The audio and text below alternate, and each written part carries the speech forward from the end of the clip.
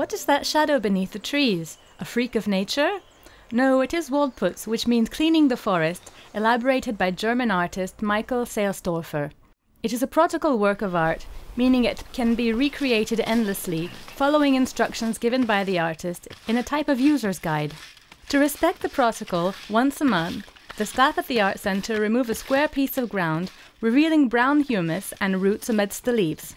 This work of art is unlasting and eternally renewable, worldly and timeless, sometimes visible, sometimes invisible. Much like an orchestra director's baton, placed in a bush by Chris Martin, the artwork in the sculpture forest follows the rhythm of nature and seasons, constantly renewing the way it is seen by visitors. Here the artworks do not defy time, they integrate it as part of their changing nature. La Prairie Fleurie, or Flowery Prairie, by Gilles Clément, fits in with the landscape guidelines charter he wrote up for Vassivière. Each year, a large strip of land is replanted with different types of annual, biennial and perennial plants, and the work of art expands thanks to the natural benefits of biodiversity, inviting visitors to reflect upon the diversity of all living things.